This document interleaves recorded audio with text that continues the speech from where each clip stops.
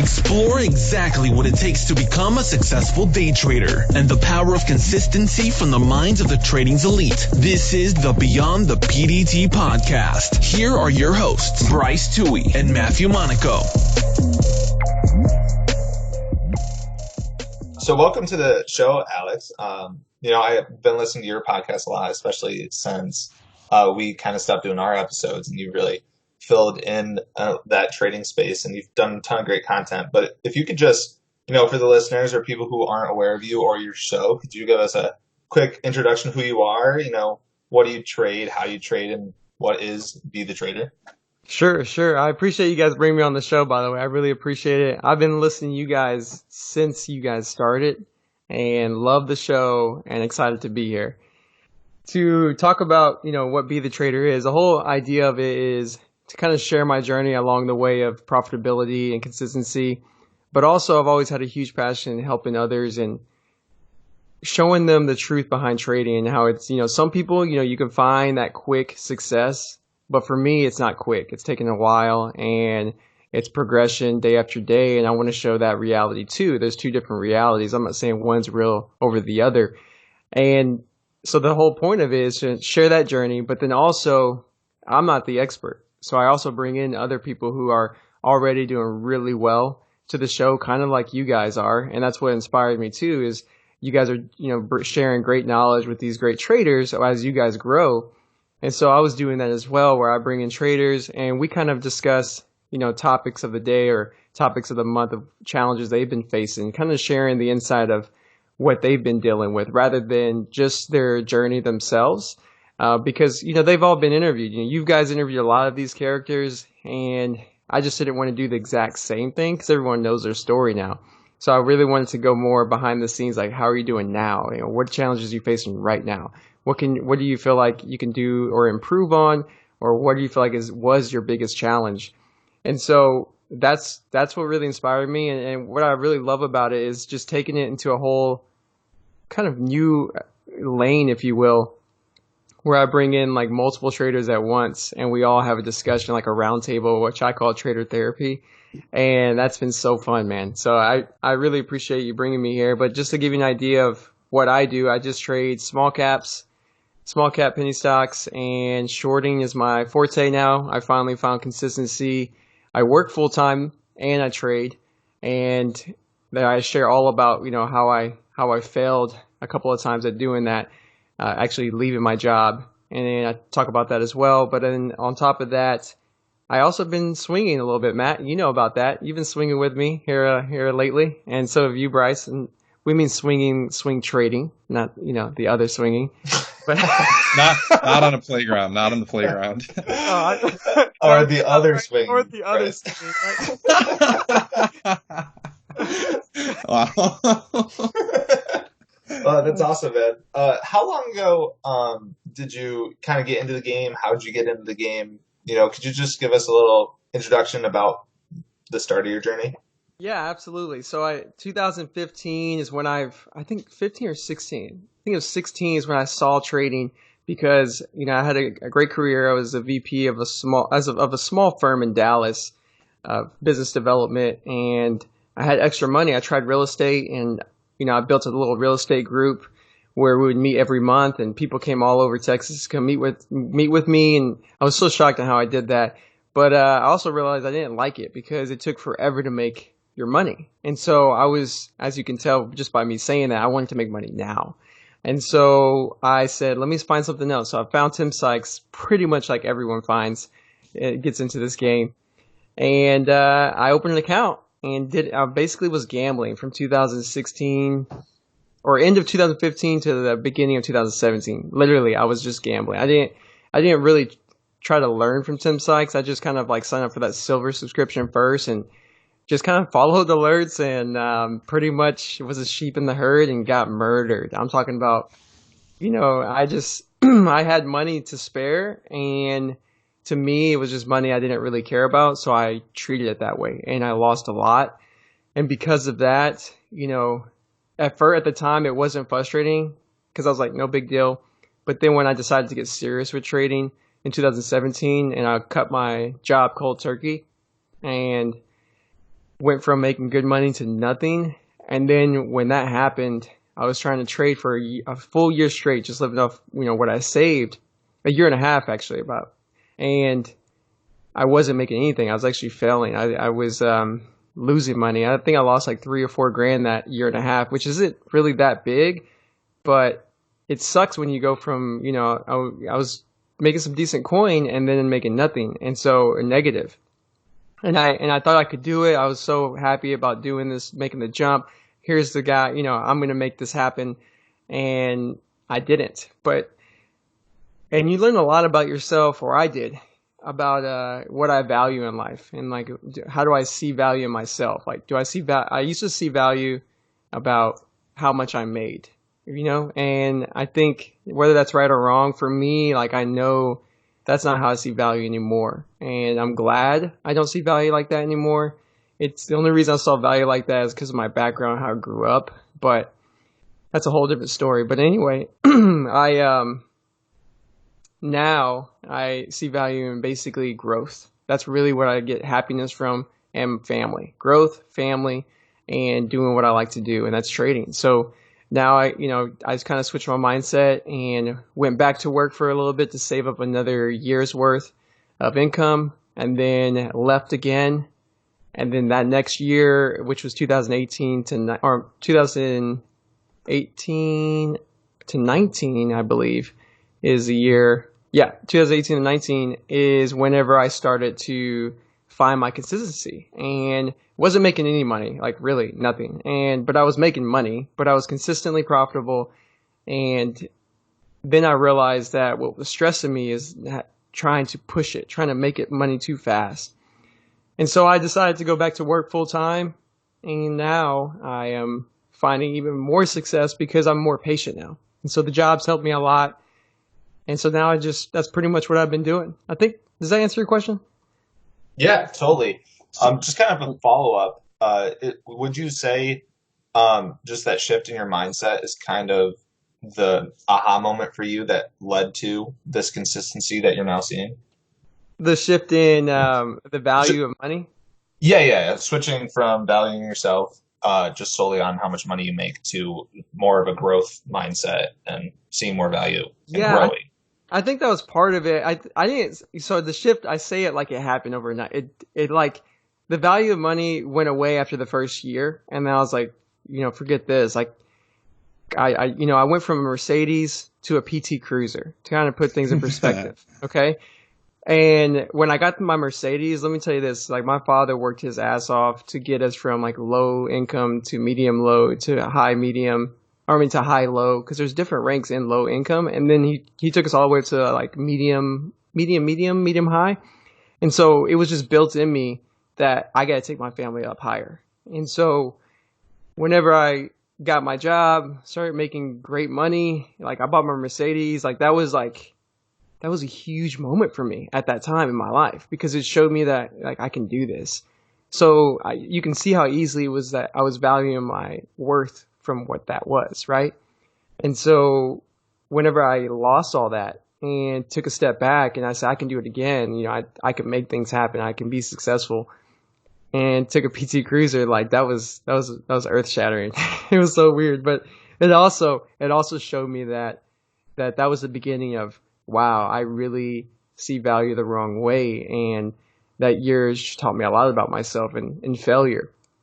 And so now, lately, this past like year, to answer your question full circle, the growth mindset and slowly growing, focused on what I can do every day to improve from yesterday is fairly recent. At least that one part is like, I would say about 6 months in, where I'm only focusing on how can I be better from yesterday?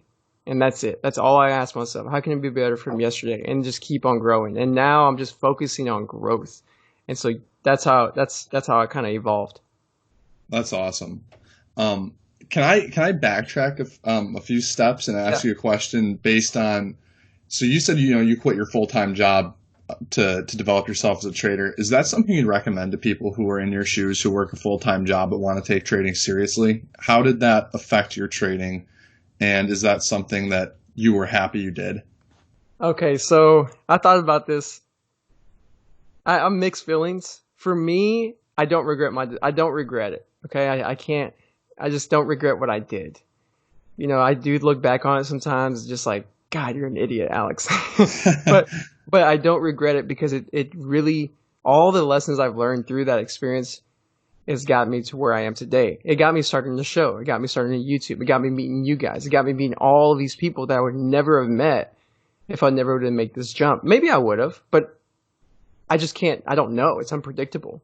Would I have been so serious in trading? I don't know. So, excuse me. So what I will say is, if anyone asks me, and I would not recommend it though. Like I would definitely not recommend it because I do think about how there's swing trading now. And if I was experienced to swing trading first, I probably would have never left. I probably would have stayed, and I don't know where it would have taken me. So like I'm kind of mixed there. I would say on one hand, maybe try swing trading first and work full time before you make a decision. And if you are going to do what I did, don't get me wrong. Like I didn't just leave and didn't have money. Like I had plenty of money saved up. So I'm not saying like I left and only had a little bit of money set aside. You know what I'm saying? Oh yeah, I think that's important to note too. Like don't be irresponsible about it. Yeah, But I was definitely planning this for a while, and not to leave for trading, but just to. I always knew I was going to start something. I just didn't know what. So I had like money set aside, just waiting for me to do something. And then when I found this, I was like, "This is it. Let's go." Absolutely. Looking forward now with this new mindset that you have, do you have a track to leave your job again? Is that in the cards, or you don't really know? You're taking it, day by day and just looking to improve, as you were saying, better than you were yesterday.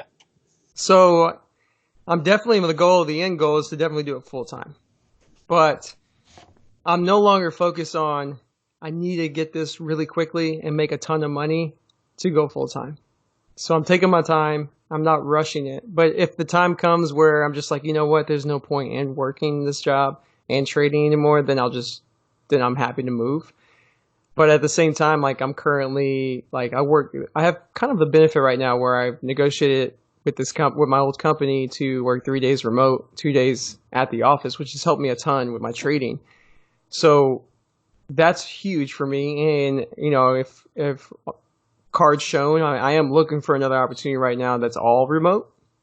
And so I'm just like slowly doing that while I'm trading, because I have found that most of my trade success happens in the first like hour of the day, and at least for my small caps. And then swing trading, I can literally place a trade in the morning and just set my stops and my profit targets and just kind of watch it over time and not really be rushed to make a move. So with that in mind, like I don't know if I would be as tempted as I used to be when I was younger to just jump ship. It's more of if it makes sense, if it's making equivalent to what I'm making now, or just kind of like makes no sense to work full time. Does that make any sense to you guys? Yeah. Oh yeah, for sure. Totally. Makes a ton of sense. And especially like, for me, Bryce has another semester of college, but like this is my last semester of college, and I've got the real world coming up. And I think a lot of people, when they first started trading, when I started trading like 2 years ago, I was like, oh, well, I got 2 years. I see these people do it all the time. They make a ton of money, and I'll just go full time and I'll never have a job. And, my journey's been pretty similar to yours. Like, it didn't happen in that 2 year period.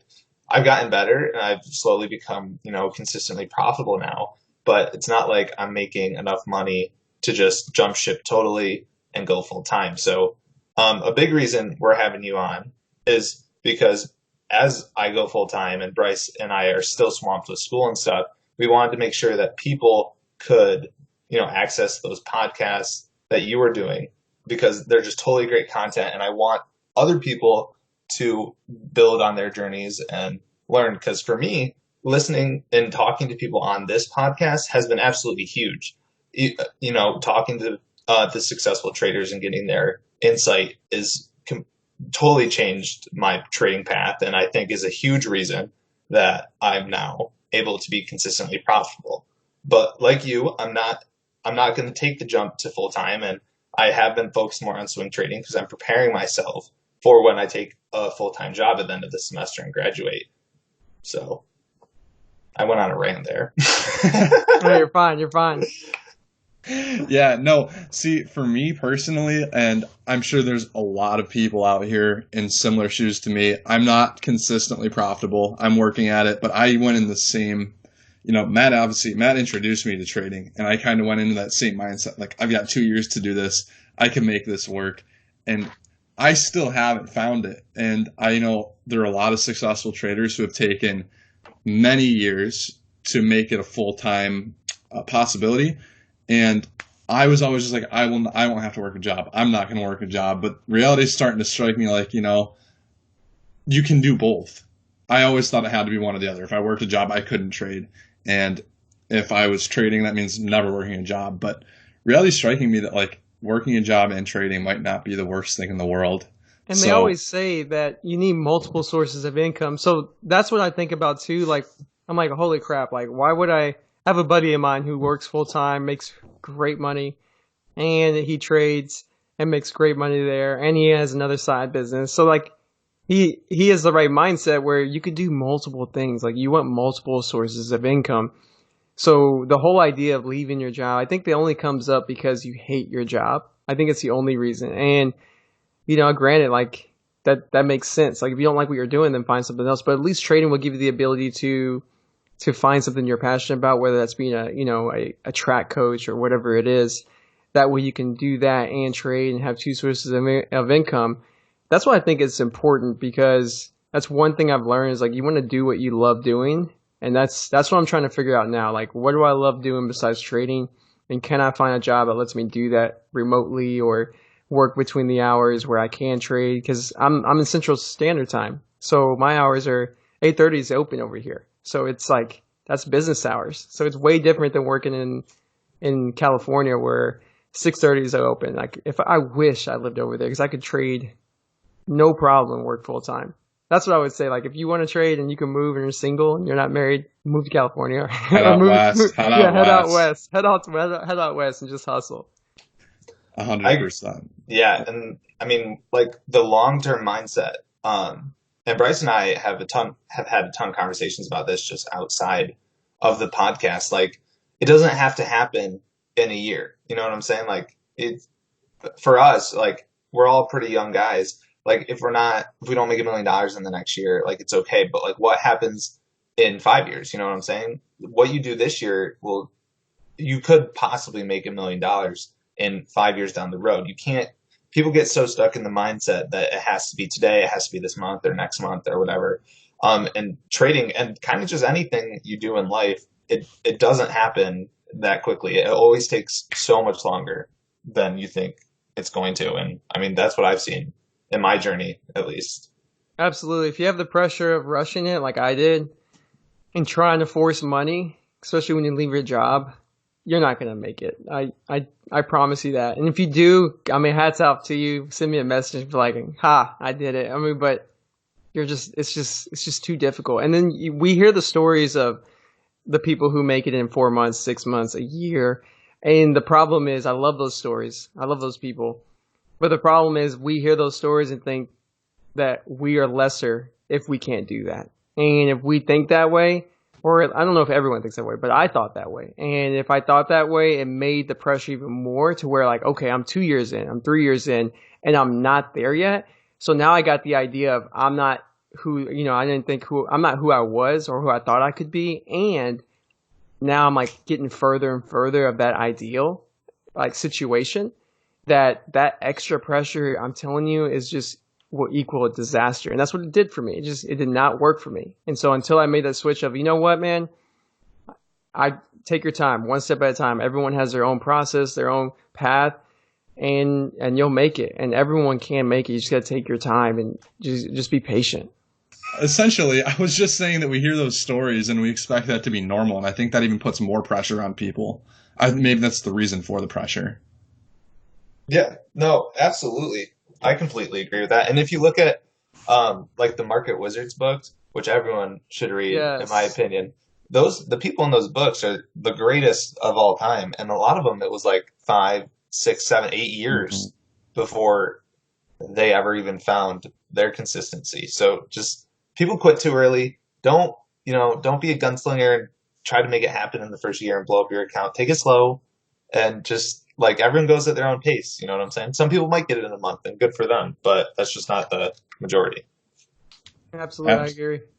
Hey, Alex, could you kind of tell us like some steps you've taken that have really paid off in your trading lately? You know, I know you've changed as a trader pretty drastically over the course of the past year. What are some steps that really pushed your trading forward that you think would be good for listeners to hear? The first one is unfollowing everyone that only shares P&L, and that's all they share. That's the first step for me personally, because I constantly would down on myself if I was making money, and then I'd compare myself. And so stop comparing yourself. That's the first thing. The second thing for me was going to be hiding my P&L completely, just completely hiding it. Now, and you know this, Bryce, and I think Matt, you know this, but in December, I started it to where I just didn't look at it for the whole month. Like I've always done it for at least the week. I wouldn't look at it, which helped me. But now I've just started doing it for the whole month of December. December was a good month for me, and then January so far has been going really well. I just don't look at it at all, and that helps you with your mindset of not worrying about the past trade, whether it's a win or a loss. And not, that helps me with being overconfident and also being hesitant. And then the other thing is focusing on what I can do better than the previous day. That's really huge for me. It's really huge because if it's just the idea of just focusing on one step at a time, one step at a time. What did I do good today? This is what I did good today. Great. What can I do better tomorrow? That's what I'll focus on tomorrow. And that's all I did. And then if I took a step back, forgiving myself, because whenever I made a mistake in the past, and maybe I wiped out a week's worth of profits or 2 weeks worth, I would beat myself up so much in my head that it would make the next trades even worse, and then to compile on my losses, and then I'll maybe take even further steps back. So once I started forgiving myself, then I was able to move forward, and that stopped happening. Because after, you guys know, if you interview a lot of traders, you talk to a lot of traders, you watch on Twitter, all of those guys make mistakes. All of those guys have big losses still, but they don't have them consistently. It's because they can forgive themselves and move forward, or whatever it is for them. But for me, it's forgiving yourself. I like that a lot. I was waiting for you to talk about the P&L thing, or hiding the P&L. Does that also help you though with focusing? I'm assuming it does. I know it does, but focusing less on the money and really letting the trade work, focusing on a good solid trade. Absolutely, man. Absolutely, and it enables me to wait for my price targets. That's one thing I've been focused on this past 2-3 months. Waiting for my 3R reward, just waiting for it. And it's helped me so much with that, especially, you guys interview Brian Lee Trades, and he's just a madman when it comes to that. That's where I'm headed towards. I'm trying to get to that level. And it helped me a ton with that because I'm not worried. I'm not looking at like, okay, I'm up, 1R, 2R. I need to cut it right now because it looks like it's going to reverse. No, I got to wait because on the long term, this is a long-term game. I will be profitable if I stick out the plan. I'm curious, what are your plans for, I think, the podcast going forward? Like, if listeners from our show, I hope will go over and listen to your show as you continue to produce great content. But like, what are you looking to do with it? Do you have any big plans? Like, what are the episodes that we're going to be hearing from you?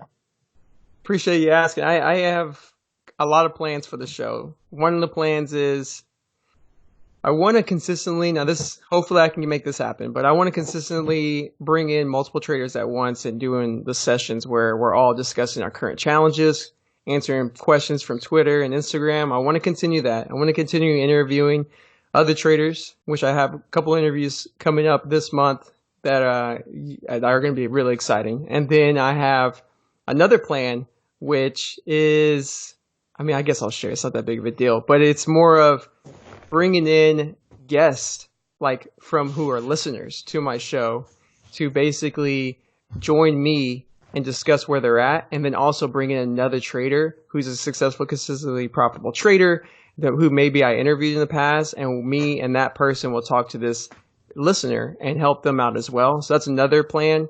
And I also got another one in the pipeline that I don't want to share yet, but I'm excited about.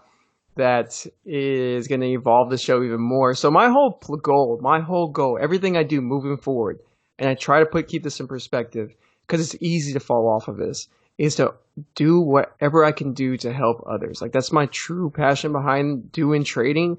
You know, when I was in sales, I would train people, I coach them, I would get them better. And I love when I see that light bulb in someone's eye when they're like, oh, I get it now. And and in trading, there's thousands of light bulbs. There's not just one. There's so many light bulbs. And so it's just exciting to see that. And so my goal is to hopefully continue to provide value as much as I can and just I love getting messages from people who just say, man, I really enjoyed that episode. I really enjoyed learning that, or seeing that you struggled with XYZ. So my goal is to continue to evolve that and continue to grow that and provide as much value as I can. That's awesome. Are those listeners that are going to be able to come on? Is that going to be like a lottery system? Because that's a pretty cool idea. Yeah, it's going to be something where, so my website is getting edited right now. We're working on it, and hopefully it'll be completely done before the end of the month. Knock on wood. I hate designing websites, and I luckily have friends helping me. But it's going to be the subscribers. It's all free. Like everything's free. So it's all subscribers who subscribes to the newsletter, and I'll send out like a lottery.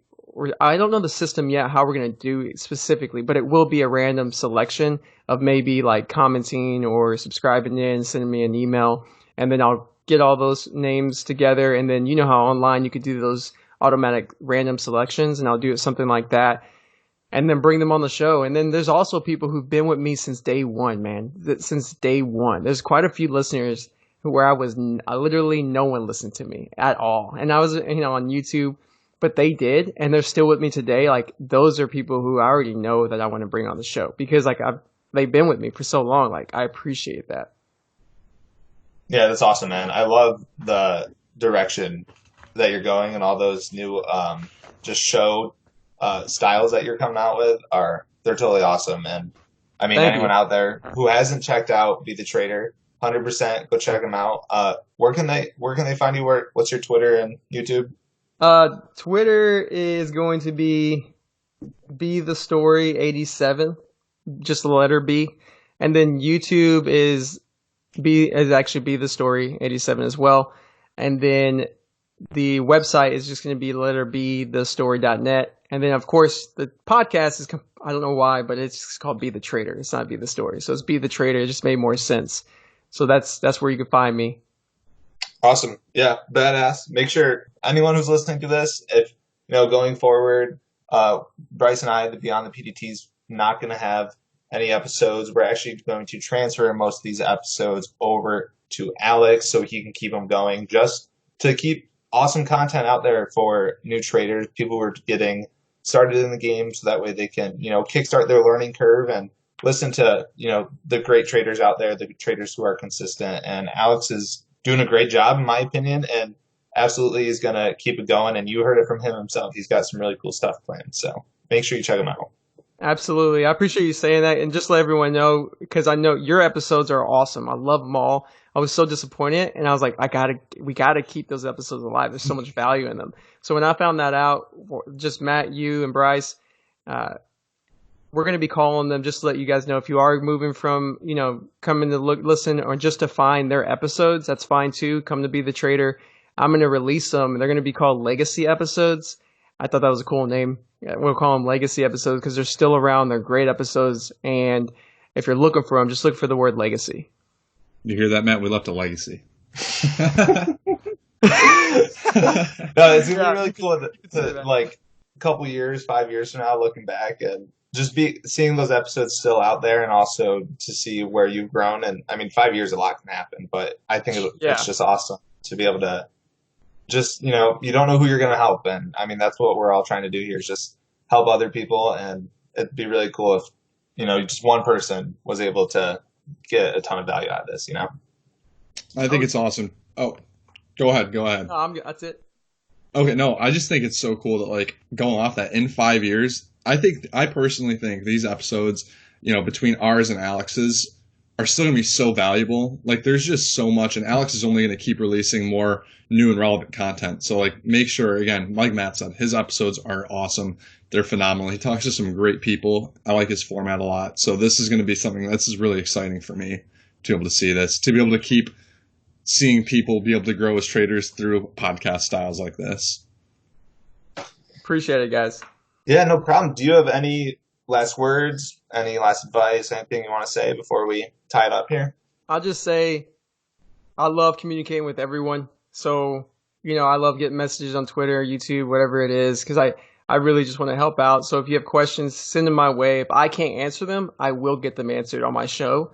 So that way someone who can answer them will for you. And I just love communicating with everyone. So I'm an open book. I try to stay open to everyone and anyone. So just feel free to message. Sweet, Awesome. man. Well, thanks for coming on. Awesome episode. This was sweet. Really excited to see what happens here moving forward, man. Thank you a lot for continuing this on.